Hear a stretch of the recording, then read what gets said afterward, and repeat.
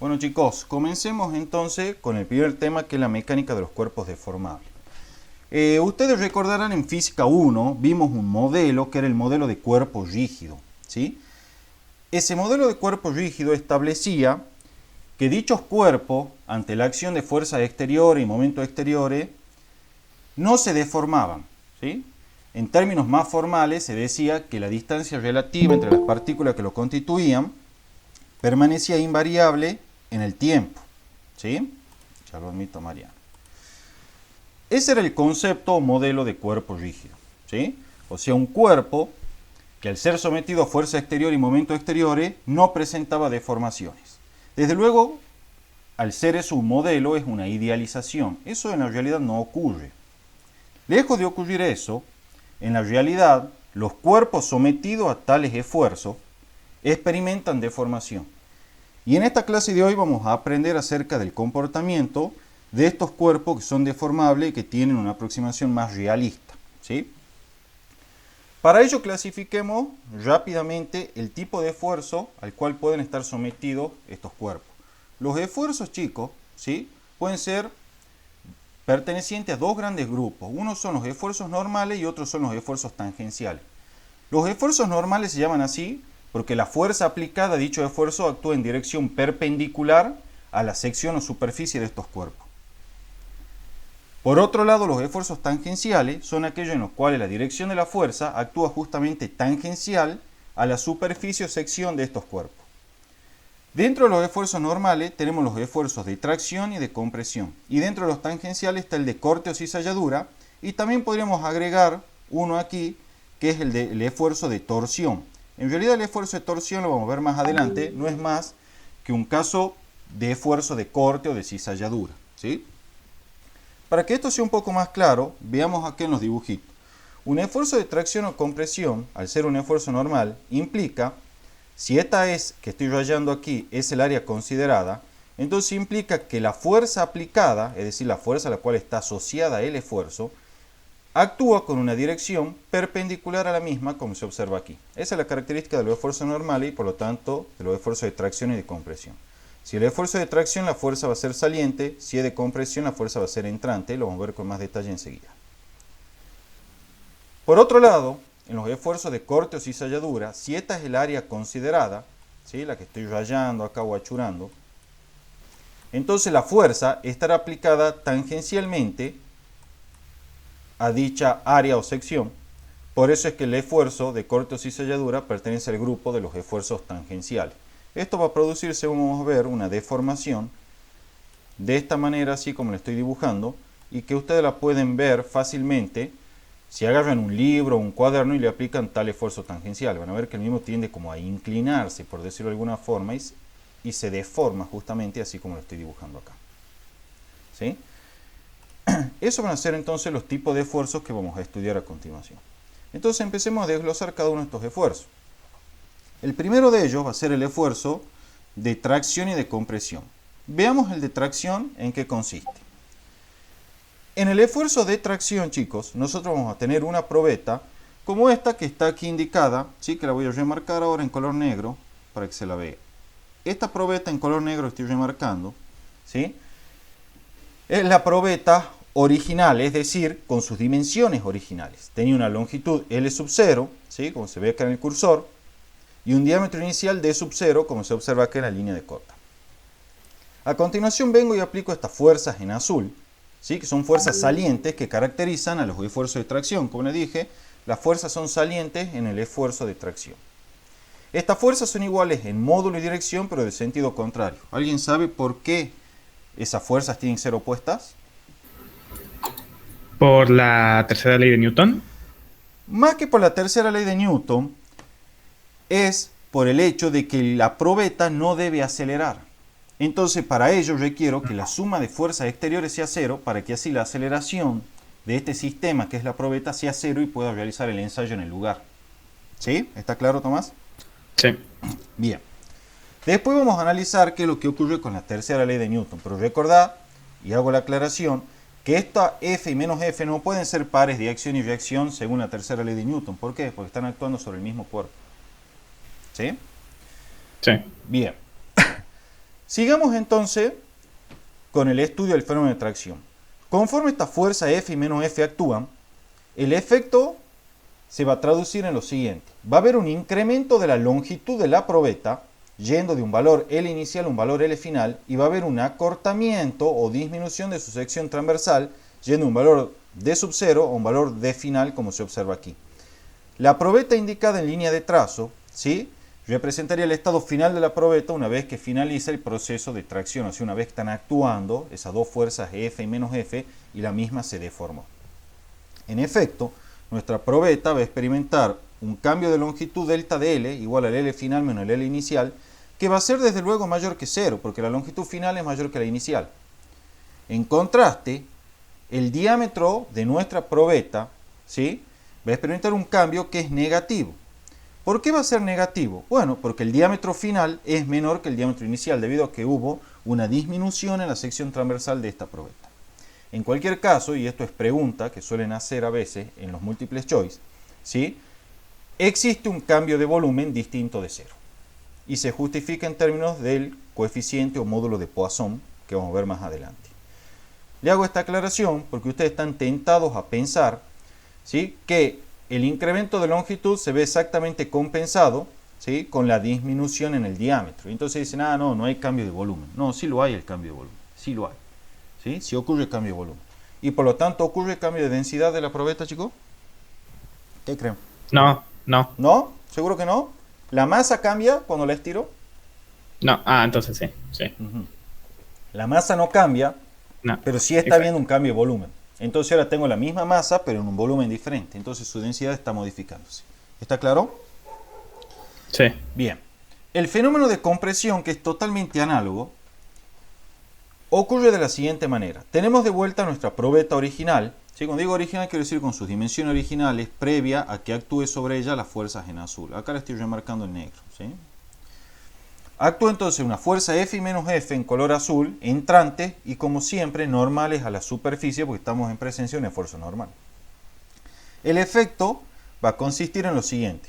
Hay una disminución de la longitud de la probeta, desde un valor L sub 0 a un valor L final, y hay un incremento de la sección transversal de la probeta a partir de un incremento en el diámetro que va desde un valor D sub 0 a un valor D final.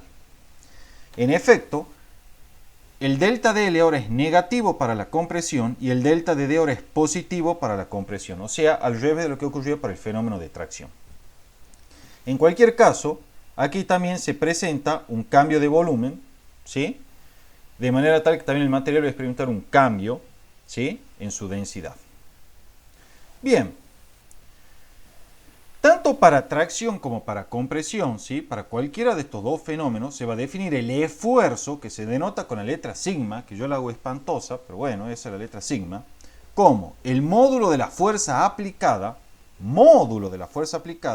sobre la sección en la cual se aplica. Si volvemos aquí a nuestro dibujito, la sección sería, disculpen, vamos a marcar así, la sección sería esta así.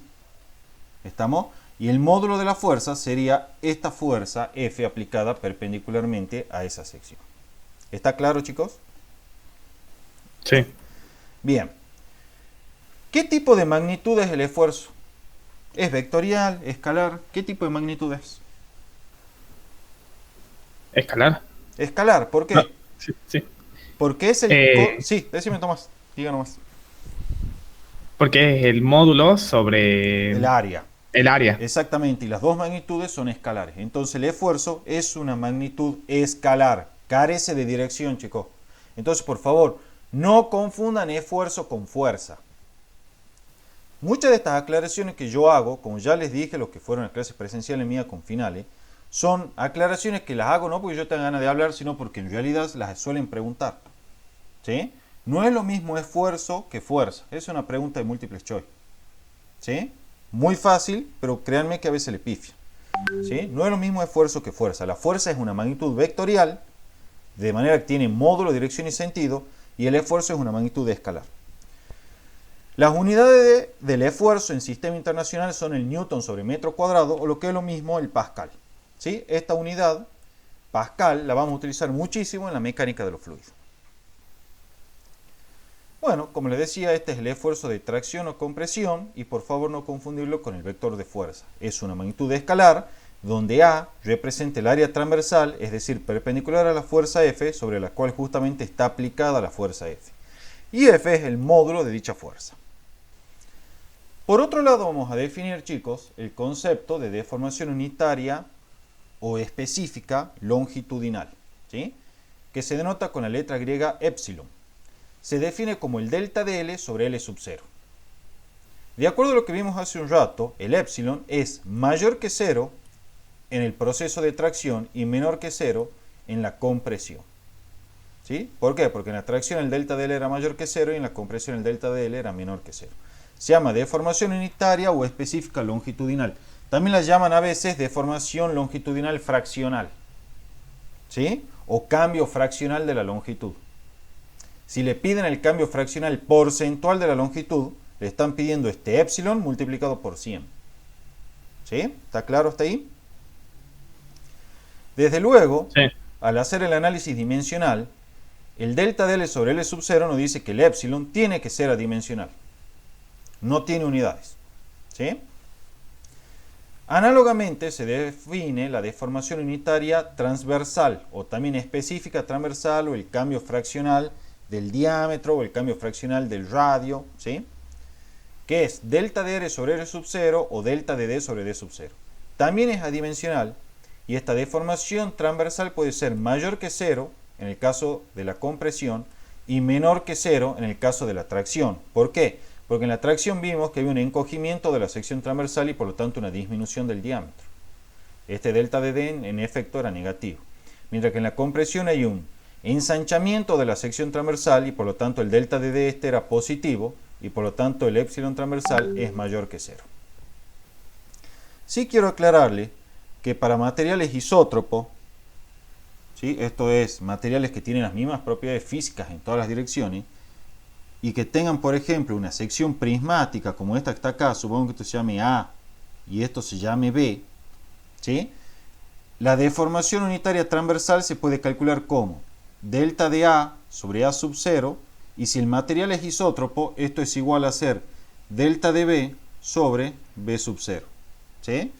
Eso en los materiales isótropos únicamente, ¿sí? O sea, si le dan una pieza con forma, con sección rectangular o cuadrada, no se asuste. La deformación transversal se puede definir como delta de A sobre A sub 0, delta de B sobre B sub 0. En los materiales isótropos esta igualdad siempre se cumple. ¿Sí, chicos? Ahora bien, algo que es muy importante conocer en la mecánica de los cuerpos deformables es el denominado ensayo de tracción-compresión. Vamos a ver, aquí yo tengo una imagen, ¿sí? Que la tomé del Sears, donde se ve tal gráfica. Esta gráfica varía de material a otro, desde luego, pero esta que tenemos aquí en pantalla es una gráfica típica de esfuerzo versus deformación para probetas metálicas. En general, y eso los chicos que ya han cursado mecánica técnica capaz que lo saben, creo que se usa un acero 620 para hacer el ensayo de tracción en este tipo para ver este tipo de curvas, perdón, ¿sí? Está normalizado el ensayo, ¿sí? Pero bueno, en cualquier caso, a nosotros no nos interesa tanto entrar en esos detalles. Esta gráfica que tenemos acá, que lo que me muestra es la relación del esfuerzo sigma al cual está sometida una probeta versus la deformación unitaria porcentual que experimenta esa probeta, ¿sí? Esta gráfica sigma versus epsilon muestra el comportamiento general que podemos esperar de una probeta metálica, ¿sí? ¿Qué es lo que va a ocurrir? En general, viene una máquina que está ahí en la Facultad de Ciencia Exacta y la gente civil la utiliza, ¿sí? Que va a agarrar una probeta y la va a someter. En verdad la máquina la somete específicamente a un esfuerzo de tracción como el que se ve acá. Entonces la máquina va midiendo la deformación de esta probeta según va modificando el esfuerzo y la máquina sola va trazando esta gráfica que se observa acá a continuación. ¿Sí? ¿Cuál es la característica general que tienen estas gráficas, chicos? Estas gráficas, voy a volver aquí a esta gráfica que está mucho más fea, hecha por mí, pero que es más detallada, ¿sí? En esta gráfica, sigma versus epsilon, que insisto, representa la deformación experimentada por la probeta a partir del esfuerzo aplicado sobre ella, esta gráfica tiene dos grandes regiones. Una región que le estoy acotando aquí, ¿sí?, es la región en la cual el material tiene un comportamiento elástico. Y la otra región subsiguiente es la región en la cual el material tiene un comportamiento plástico. ¿Cuál es la diferencia y característica de cada una? En la medida que el material esté operando dentro de la zona elástica, todas las deformaciones efectuadas sobre el material son perfectamente reversibles. ¿Qué significa esto? Esta línea de trazo vertical que ven acá marca la frontera entre la zona elástica y la zona plástica. Entonces, mientras el material esté operando a la izquierda de esta línea de trazo, lo que va a ocurrir es que cualquier deformación llevada a cabo, como se ve acá por estas líneas, ven acá le estoy marcando la flechita, va a poder ser reversible. Es decir, supongo que empiezo a aplicar esfuerzos crecientes sobre el material hasta que lo llevo a este punto, donde la deformación que le corresponde es esta que estoy indicando acá abajo. Al quitar la carga gradualmente, se va a observar experimentalmente que el material retorna a sus dimensiones originales volviendo por la misma curva a través de la cual se deformó. Esa es la clave y la característica de la zona elástica para esta gráfica sigma versus epsilon. ¿Sí? Desde el punto de vista energético, podemos decir que dentro de la zona elástica están operando fuerzas conservativas, o lo que es lo mismo, que tienen asociada una energía potencial. Les pregunto yo, ¿cuál es esa energía potencial? ¿Tienen idea? ¿Elástica? La elástica, desde luego es la elástica. ¿Sí? Era trivial ya la pregunta. Es la energía potencial elástica. De manera tal que si el ensayo este que estábamos viendo acá, que la máquina empieza a estirar, digamos, esta probeta, dentro de la zona elástica, todo el trabajo efectuado, ¿sí?, por las fuerzas exteriores ejercidas por la máquina que estira o ensaya esta probeta, queda almacenada como energía potencial elástica dentro de la probeta. ¿Sí? Desde luego, eso en la medida que el ensayo se lleve a cabo de manera cuasi estática. Esto es, muy lentamente, sin incrementar la energía cinética de ninguna de las partes de la probeta, que en definitiva es nuestro sistema en consideración. ¿Sí? Entonces, en esas condiciones, el trabajo hecho por el agente externo, que es la máquina, es igual al cambio o incremento de energía potencial elástica en la probeta. Eso siempre que estemos operando dentro de la zona elástica que acá viene marcada por este achurado. ¿Sí? Y siempre que desde luego el estiramiento y el ensayo sean cuasi estáticos, sin incrementar la energía cinética de la probeta. Ahora bien, ¿qué es lo que ocurre en la zona plástica? Es decir, a la derecha de esta línea de trazo que estoy marcando con el cursor. En la zona plástica, ya el material no puede experimentar deformaciones reversibles. Es decir, si yo lo llevo, supongamos, el material hasta este punto de acá, en donde la deformación unitaria experimentada ya cae dentro de la zona plástica, esa deformación no es totalmente reversible. Cuando yo empiece a quitar la carga gradualmente, ya no voy a volver por el mismo camino por el cual llegué a este punto, sino que en cambio voy a volver por este camino que estoy remarcando ahora en negro. De manera tal que voy a quedar con una deformación permanente indicada por ese punto de allí. ¿Por qué digo que es una deformación permanente? Porque aun cuando el esfuerzo es cero, la deformación unitaria es distinta de cero, lo que implica que el elemento quedó con una deformación permanente o crónica. ¿Sí? Así es como se interpreta esta gráfica. Desde luego, en la zona plástica, las fuerzas que actúan ya no son conservativas y por el contrario son fuerzas disipativas. De manera tal que el sistema no me devuelve toda la energía en forma de trabajo que le aportó la máquina conforme lo iba estirando. Parte de esa energía queda retenida o almacenada en el sistema, que es la probeta, como energía interna de la misma. ¿Sí? Temas que nos vamos a competir estudiar al final de la materia.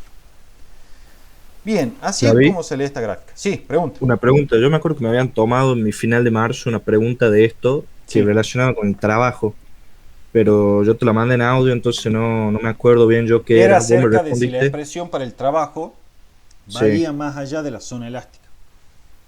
Esa es la claro, y que vos me resolvió. dijiste que No era vale. falso Ya lo vamos a porque ver la por qué. proposición. Enseguida lo voy a Ah, explicar. eso lo vas a Sí, explicar lo voy a después. explicar. De una, de una. Sí, lo vamos a explicar. Bien. Otros elementos importantes acá en la gráfica sigma versus epsilon son los siguientes. El sigma límite de proporcionalidad, el sigma de límite elástico, también suele aparecer otro sigma que es el sigma límite de fluencia, pero bueno, ese no lo dan en física 2, que no lo voy a enseñar, y el sigma de ruptura. Desde luego, como los mismos nombres lo indican, el esfuerzo límite de proporcionalidad marca el máximo esfuerzo que se puede aplicar a la probeta de manera tal que todavía siga verificando una relación de proporcionalidad con la deformación unitaria. ¿Qué significa todo esto, chicos, que estoy hablando? Veamos acá y vamos a la gráfica. Resulta que en la gráfica sigma versus epsilon, característica de los materiales metálicos, ¿sí?, hay una región en la cual existe una relación de linealidad entre el esfuerzo y la deformación unitaria, que es esa que marca en naranja. ¿Sí? Obviamente, como esto es una línea recta, el hecho de que haya una relación de linealidad entre el esfuerzo y la deformación unitaria, lo que me está diciendo en realidad es que el esfuerzo es proporcional a la deformación unitaria.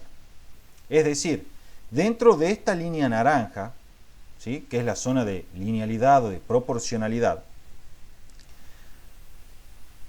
una deformación unitaria del doble implica un esfuerzo aplicado del doble. Una deformación unitaria del triple implica un esfuerzo aplicado a la probeta del triple del valor que el original. ¿Sí? Hay una relación de proporcionalidad entre el esfuerzo y la deformación unitaria. Deformar el doble de la probeta implica hacer un esfuerzo del doble. ¿Sí? Pero eso solo vale dentro de esta región de linealidad, o sea, dentro de esta recta o línea naranja que yo marqué aquí. ¿Sí? Solo allí vale eso. De allí que en nuestra gráfica tengamos perfectamente identificado el sigma límite de proporcionalidad que marca el máximo esfuerzo al cual podemos someter la probeta, para el cual todavía existe una relación de proporcionalidad o de linealidad con el esfuerzo, con la deformación unitaria y el esfuerzo al cual está sometida la probeta. ¿Sí? Esa línea viene acá denotada por el segmento azul, ¿sí?, que ahora está un poco tapado por el resto de flechitas que dibujé. Pero repito, solo dentro de esta zona de linealidad es que se verifica la relación de proporcionalidad entre el esfuerzo aplicado a la probeta y la deformación experimentada por esta última. Y solo allí yo puedo asegurar que el doble de deformación unitaria implica el doble de esfuerzo aplicado a la probeta y así sucesivamente. Más allá de esta zona de linealidad, ¿sí?, pero aún dentro de la zona elástica, viene este segmento de curva verde, que, insisto, es una curva y ya no es una línea recta. De manera tal que dentro de este segmento verde se pierde la relación de proporcionalidad entre el esfuerzo y la deformación unitaria. O sea, para esta curva verde ya no es cierto que una deformación unitaria del doble implica un esfuerzo del doble. No, porque ya se perdió la relación de proporcionalidad entre el esfuerzo y la deformación unitaria. ¿Sí? Pero ojo, aún a pesar de que acá ya se perdió la relación de linealidad o la relación de proporcionalidad entre el esfuerzo y la deformación unitaria, todavía seguimos estando dentro de la zona elástica.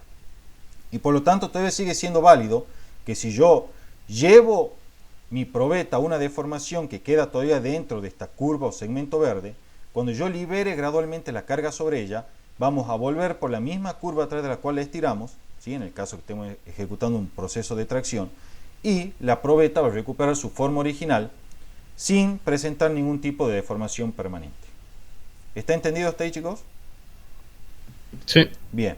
Sí, Gaby. Perfecto. Sí. De 10. Más allá, ¿sí?, del límite elástico, y que viene caracterizado desde luego por el esfuerzo límite elástico, que marca obviamente el máximo esfuerzo al cual yo puedo someter la probeta sin exceder la zona elástica, entramos ya en la zona plástica, donde ya las deformaciones son permanentes al retirar la carga a la cual estaba sometida la probeta. Y tenemos desde luego un punto crítico que es la ruptura de la probeta, donde allí encontramos el sigma de rotura. Algo que es importante y que suele aparecer mucho en los finales es esta nota que está recuadrada acá. El sigma límite de proporcionalidad, el sigma límite elástico y el sigma de rotura, chicos, son propiedades físicas intensivas que dependen exclusivamente del material. Eso significa que si yo tengo una probeta de acero de cierta sección y después tengo otra probeta de acero del mismo acero pero de diferente sección, los sigma límite de proporcionalidad, los sigma límite elástico, el sigma de rotura así como el módulo de Young que vamos a ver enseguida, son los mismos para las dos probetas, aun cuando los tamaños de la sección y de las longitudes sean diferentes. ¿Sí? Eso significa que sean propiedad intensiva, que el sigma límite elástico, el sigma límite de proporcionalidad, el módulo de Young, el sigma de rotura, no dependen del tamaño de la muestra. En particular, no dependen de la sección y de la longitud de la muestra. ¿Sí? Entonces, todas las probetas de un mismo material tienen los mismos sigma límite elástico, límite de proporcionalidad, sigma de rotura y módulo de Young. Por eso, cuando ustedes van a un libro cualquiera de resistencia y materiales y ven, por ejemplo, las tablas de los límites de proporcionalidad, de los límites elásticos y todo eso, no se hace mención a la sección de longitud, solamente se indica el material. Si dice A0 y te dan latón y te lo dan a los valores, pero no te hacen mención a la sección de longitud. ¿Por qué? Porque todas las probetas del mismo material, aun cuando sean de sección y longitud diferentes, van a tener los mismos sigma, ¿sí? Los mismos módulos de Young, los mismos módulos de corte y los mismos módulos de volumen. ¿Sí? Algo que es importante acá aclarar es lo siguiente. Desde luego, como esta recta naranja representa obviamente una zona de linealidad, si yo tomo acá un esfuerzo 1 y acá un epsilon 1, después vengo acá y tomo por ejemplo este punto que tiene un esfuerzo 2 y acá un epsilon 2, por semejanza de triángulo se va a cumplir que sigma 1 es a epsilon 1 como sigma 2 es a epsilon 2, y esto es la pendiente de esa recta en la zona de linealidad para la gráfica sigma versus epsilon. ¿Sí? Eso es matemáticamente la expresión de lo que hablamos recién, de que el esfuerzo es proporcional a la deformación unitaria solo dentro del límite de proporcionalidad, o sea, solo dentro de esa curva naranja. Y esta pendiente, chicos, que es la constante de proporcionalidad, es lo que se llama módulo de Young o módulo de elasticidad. Y también es una propiedad intensiva que depende exclusivamente del material. Bien, explicado eso, aquí está, ¿sí? El módulo de Young es la tangente del ángulo alfa. El ángulo alfa obviamente es el ángulo formado por la recta en la zona de linealidad, y el semieje positivo horizontal es la pendiente de esa zona de linealidad. Bueno, acá está la descripción de que hablábamos recién. Y acá viene lo importante. Esta relación de acá, si yo la despejo, lo que me está diciendo es que entonces, bueno, mira, el sigma 1 es igual a esa constante de proporcionalidad que es la pendiente por epsilon 1. O también es igual al esfuerzo 2 por esa constante de proporcionalidad que es epsilon 2.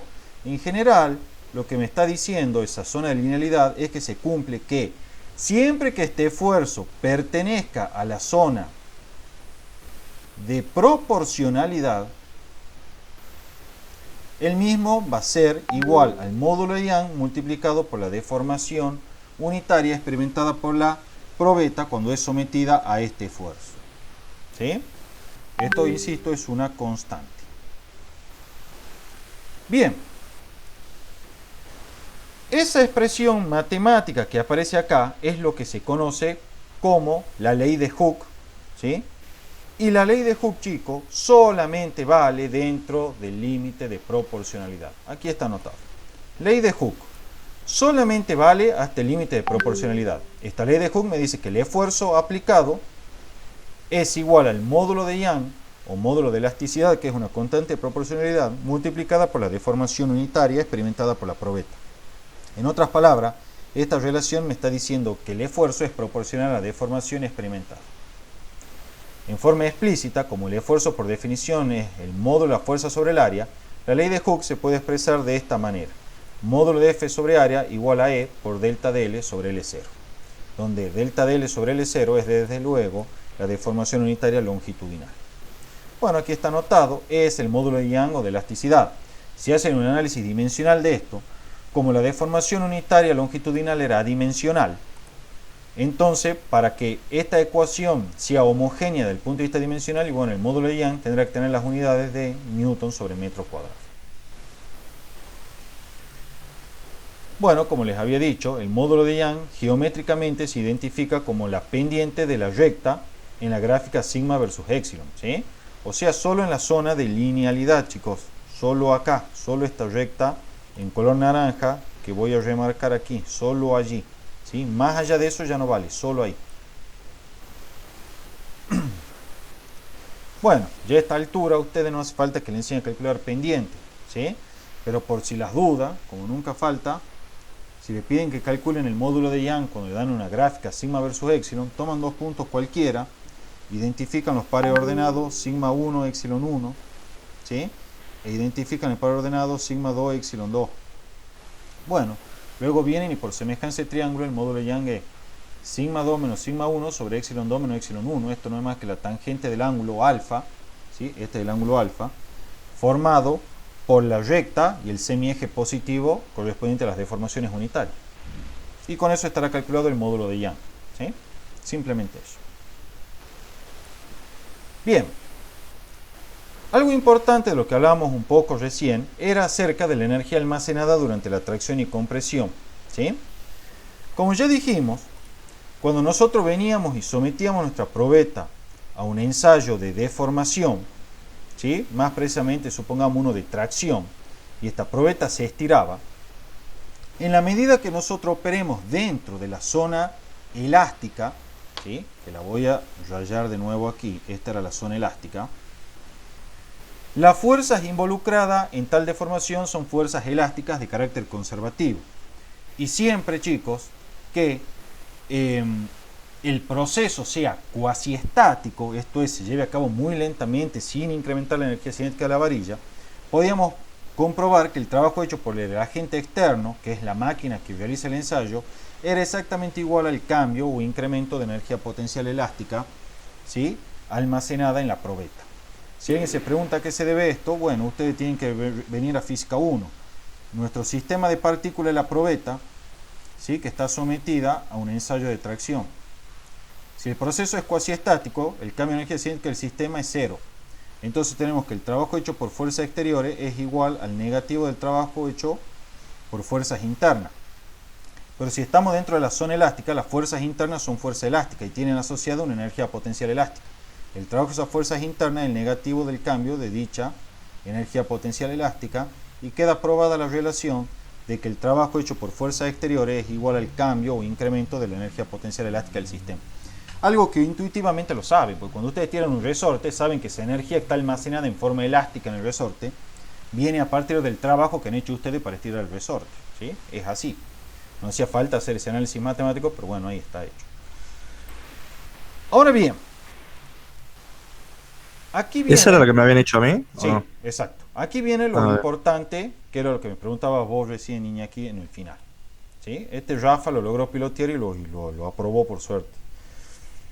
Si nosotros consideramos que es válida la ley de Hooke, o sea, que estamos operando dentro del límite de proporcionalidad, porque solo allí es válida la ley de Hooke. La ley de Hooke solo vale hasta el límite de proporcionalidad.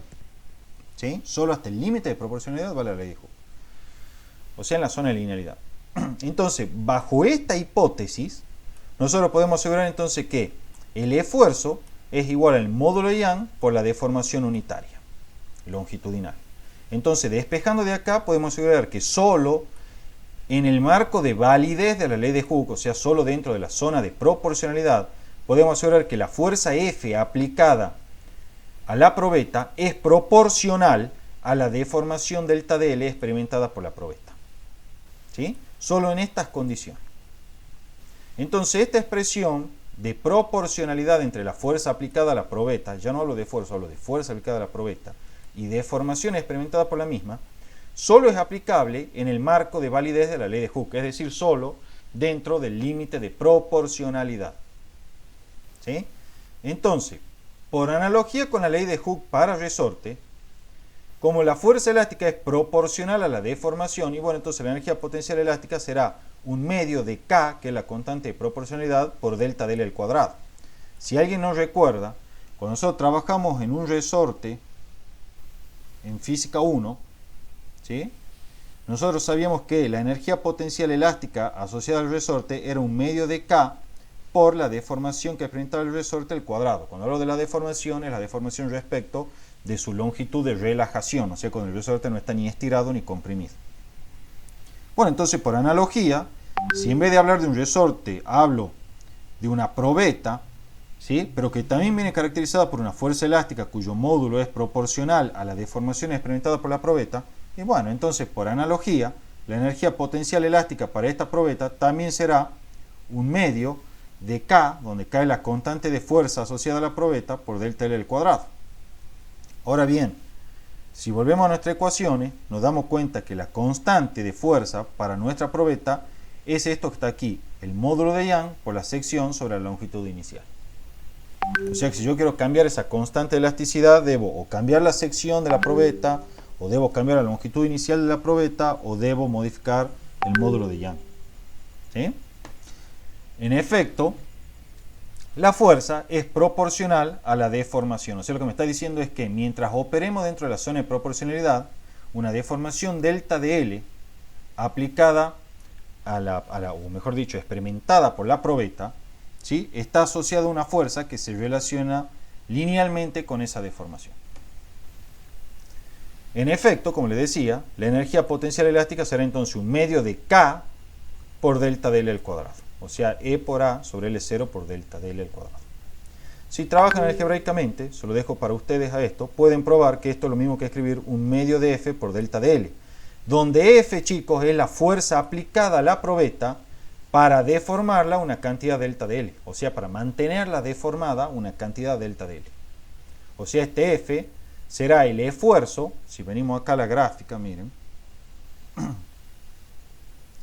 Ese F, por ejemplo, venimos aquí, tenemos el sigma S. Bueno, ese F es el que aparece en la definición de esfuerzo de esta manera, ¿sí? ¿Sí? Para producirle una deformación delta de L sobre L0. ¿Sí? Esta es esa F que aparece en esa ecuación y este es el delta de L que aparece en esa ecuación. ¿Está claro eso, chicos? Sí. Bien. Sí. Esto es entonces la energía potencial almacenada cuando la probeta se deforma una cantidad delta de L. ¿Sí? Simplemente eso. Si inicialmente la probeta no estaba deformada, entonces el trabajo hecho por el agente exterior, y aquí viene lo que te preguntaba Naboñaki, el trabajo hecho por el agente exterior es igual a un medio de F por delta de L, o lo que es lo mismo, un medio de E por A sobre L0 por delta L al cuadrado. Ese es el trabajo realizado por un agente externo para producir una deformación delta de L de manera cuasi estática, esto es muy lentamente y en equilibrio. Si por el contrario... ¿Qué diferencia hay con lo de antes? Ya te voy a mostrar ahora. Si inicialmente la probeta tenía una deformación delta de L1, o sea, ya la probeta tenía una deformación previa con la que se ve acá, por ejemplo, esta era la longitud inicial de la probeta, ¿sí? Y ya venía alguien y la había deformado previamente esta cantidad delta de L1. Bueno, yo ahora le quiero dar una deformación adicional, que es esta partecita así, y que en su total es delta de L2. Bueno, en ese caso, el trabajo hecho por un agente externo es delta de U, como vimos recién, y es igual a un medio de F2 por delta L2 menos un medio de F1 por delta de L1. Donde este trabajo es justamente el trabajo realizado por el agente externo para deformar la probeta desde una deformación inicial delta de L1 a otra final delta de L2. ¿Cuál es la diferencia? Esto que está aquí es la energía potencial almacenada en el sistema. Mientras que estas expresiones que están acá simplemente me indican el trabajo que tuvo que hacer el agente externo para que en la probeta se almacene esa energía potencial. O lo que es lo mismo, para deformar la probeta en esa cantidad. Y lo que a vos te preguntaba, niña, aquí era sobre la validez de estas ecuaciones. ¿Sí? Estas ecuaciones solamente son válidas hasta el límite de proporcionalidad. Más allá del límite de proporcionalidad, aun cuando estemos dentro de la zona elástica y las fuerzas sigan siendo conservativas y todo lo que ustedes quieran, estas ecuaciones ya no son válidas. Entonces, estas expresiones para trabajo, ya ahora lo explico, estas ecuaciones para trabajo solamente son válidas hasta el límite de proporcionalidad. ¿A qué se debe esto? Que la hipótesis de partida era que se verificaba la ley de Hooke.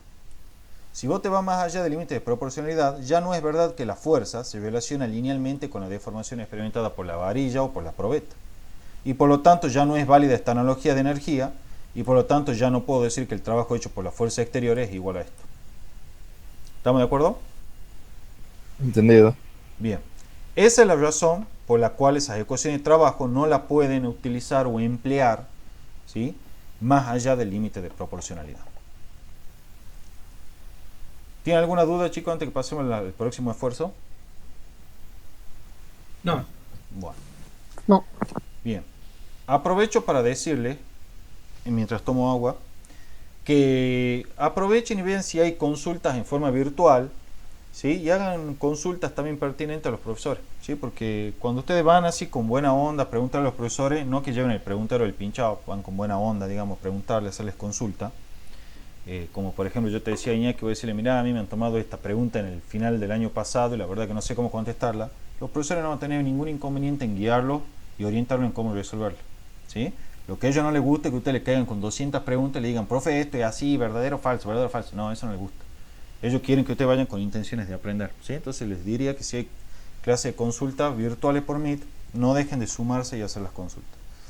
David, Sí, ¿sabes si han dicho si qué modalidad va a ser el examen, si multiple choice o para justificar parece o que algo? presencial, dice que va a ser, o sea que le van a dar las 5 preguntas. Ah, presencial. Ujú. Así sería, Ojalá sea presencial. así dice, Mira, de una. así dice. Nah, mejor con cátedra. David, una pregunta. Online Sí. y con los profesores. Claro, Voy vos a los tener recursos los... toman. Sí, decime. ¿Esos PDF vos los podéis ir subiendo? Sí, yo subo todo, Iñaki. Ah, de una. Sí, sí, yo no Después dejo armo la un clase. canal o algo así. Yo subo video y el PDF. Vos Sí, subí hasta el dólar, subí. sí, Uh, decime feliz. ¿De cuánto tiempo van a ser las clases? Falta un poquito así termine, mirá, estamos en la página 6 de 9. Ah, Así bien, bien. que Estoy sí, más o cansada. menos hora y media. ¿Sí? De una. Bueno, vamos Dale. con cortes. Igual acordate, Feli, yo las clases las grabo, ¿no? Entonces, lo que si quieran desconectar antes, no hay problema, queda la clase subida y después la ven. ¿Sí? No hay Bueno, problema Gaby. por eso. Bueno, los otros esfuerzos que vamos a ver, en este particular ahora, en este momento, es el de corte o cizalladura. ¿Sí? El de corte o cizalladura es un esfuerzo tangencial. ¿Qué significa que el esfuerzo sea tangencial? Ya vimos recién que eso implicaba que la fuerza, en este caso, indicada acá por el vector en naranja, se aplicaba tangencialmente a la superficie considerada como se observa ahí. Desde luego, para que tal sistema no acelere, era necesario que aquí abajo se aplique otra fuerza, ¿sí? Menos F, de manera tal que el sistema no acelere, como les venía diciendo. El efecto de tal fuerza va a ser el de deformar, ¿sí? Si quieren cambiamos el color acá para enfatizar la deformación, deformar este cuerpo de la siguiente forma. ¿Sí? Esto es similar a lo que ocurre, chicos, cuando ustedes aplican justamente las fuerzas tangenciales a las tapas de un libro. ¿Sí?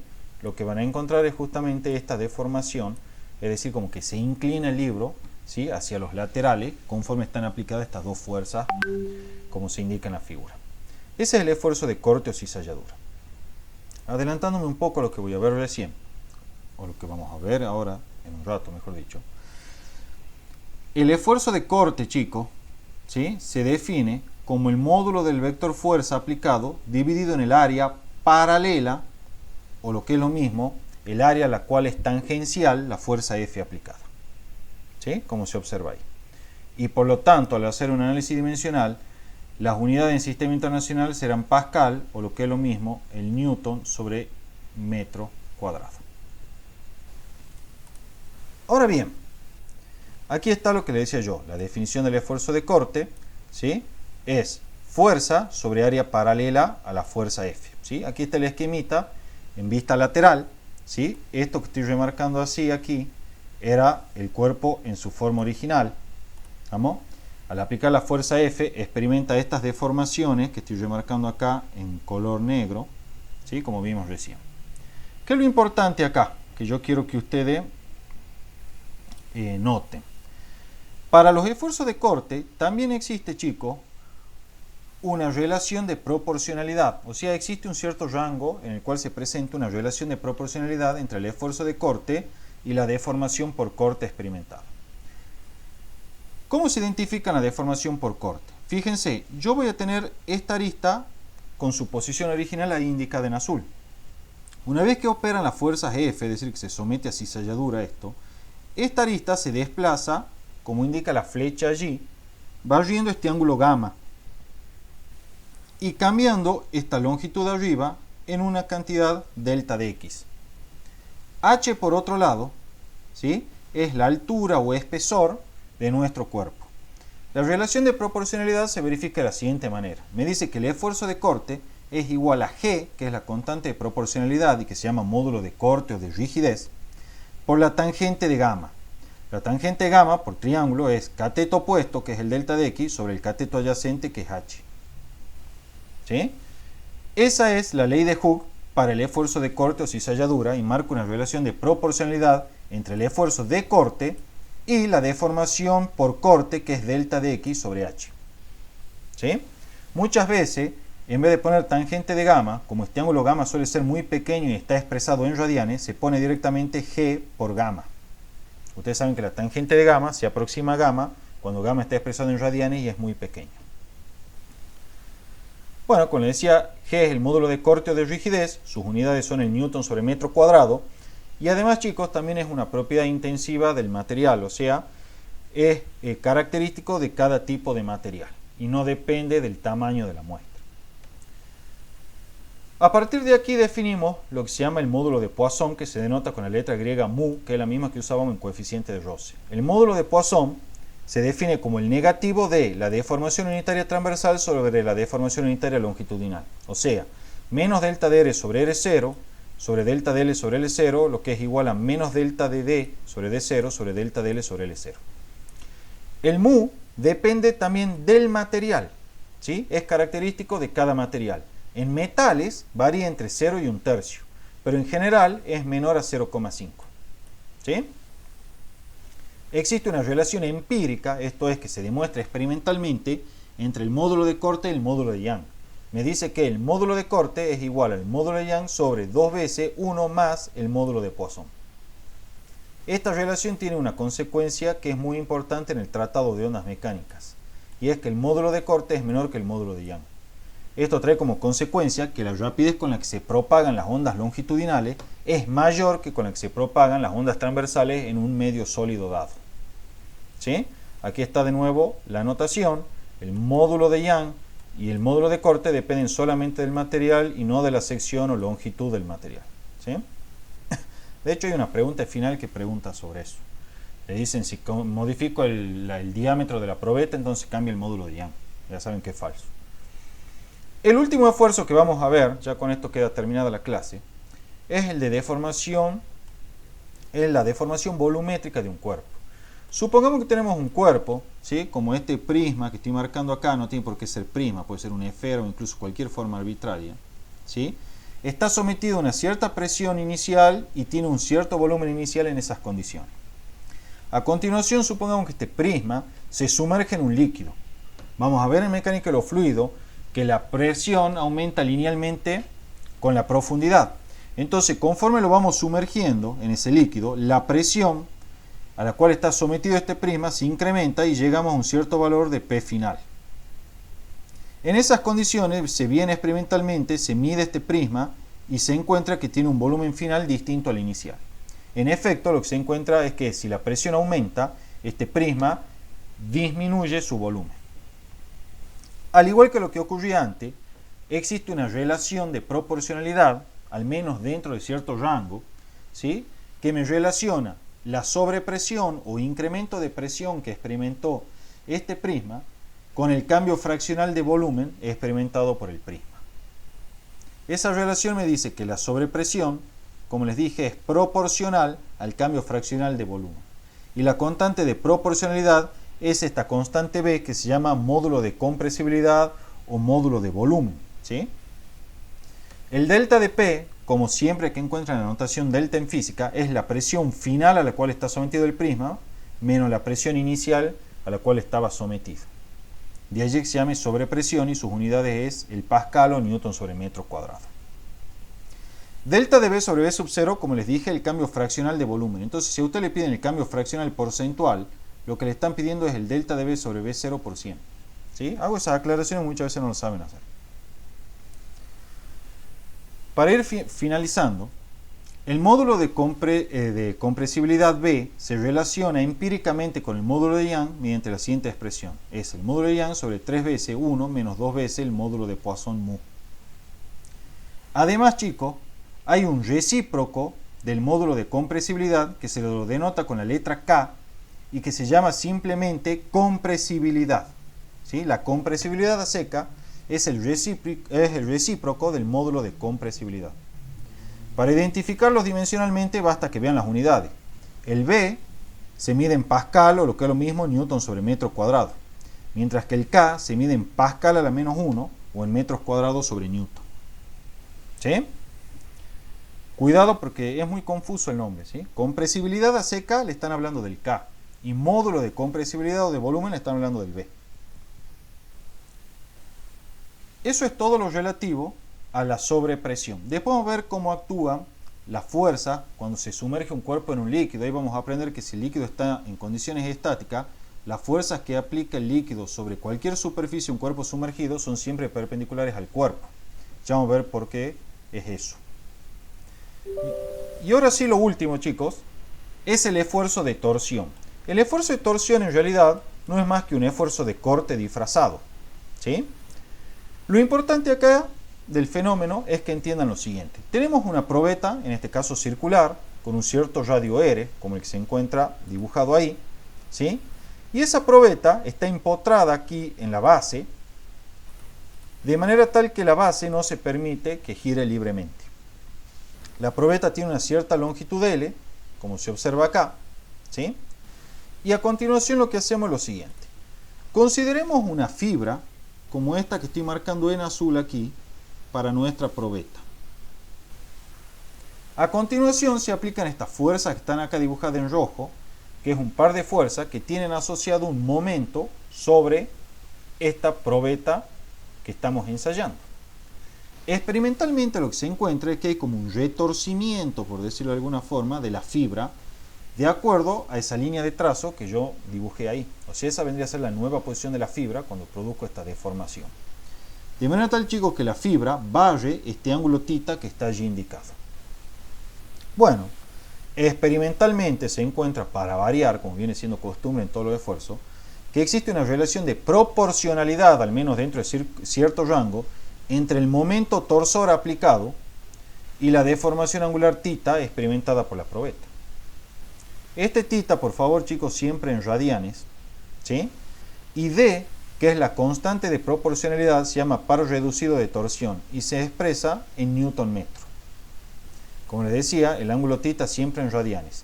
Y el par reducido de torsión, o par director, que le llaman también, se calcula como pi por radio a la cuarta por g sobre 2L, donde g es el módulo de corte o rigidez. Les había dicho yo de que la torsión no es más que un esfuerzo de corte disfrazado, ¿sí? Esto le dice, ¿sí?, que mientras mayor sea la longitud de la probeta, menor va a ser el par reducido de torsión y por lo tanto más fácil va a ser deformarla a un cierto ángulo θ. Por el contrario, mientras menor sea la longitud L, más difícil va a ser deformarla a un mismo ángulo θ. Eso experimentalmente ustedes lo pueden comprobar muy fácilmente. Agarren sin ir más lejos un caramelo, ¿sí?, un palito de la selva. Agárrenlo en su tamaño original y tratenlo de retorcer, van a ver que es fácil. Ahora córtenlo en un pedacito chiquitito y tratenlo de retorcer. Van a tener que hacer un momento mucho mayor, ¿sí? Bueno, eso viene acá indicado por el par reducido de torsión, ¿sí? Mientras mayor sea la longitud de la probeta, menor va a ser la constante de proporcionalidad D, y por lo tanto dentro de la zona de proporcionalidad, ¿sí?, va a ser más fácil o más difícil, según cómo cambie la longitud de L, producir una deformación θ dada. Y eso es pregunta de final. Con eso están vistos todos los esfuerzos. Sí les hago una última aclaración porque apareció una vez en un final y no se acordaban. Es acerca de cómo calcular la potencia en un momento de rotación. El trabajo, chicos, en un momento de rotación por un cuerpo rígido es siempre que el momento producido sea constante, o sea, el momento producido sobre el cuerpo sea constante, es m, que es el momento, por el desplazamiento angular experimentado por el cuerpo. Ese es el trabajo. Solo si el momento torsor es constante. Y la potencia, que no es más que la rapidez a la cual se hace trabajo por unidad de tiempo, es por lo tanto el producto del momento por la velocidad angular a la cual está girando el cuerpo, ¿sí? Esto que está aquí, P igual a m por omega, es la manera, m es el momento, insisto, en la cual ustedes van a calcular la potencia desarrollada por un cuerpo en rotación. Con eso está terminada la clase de hoy. ¿Tienen alguna duda, chicos? No. Yo no, Gaby. Bueno, Gaby, ¿para qué mesa pretendés llegar con esto? Bien, primero dejo de grabar porque no se han tan pesados los videos.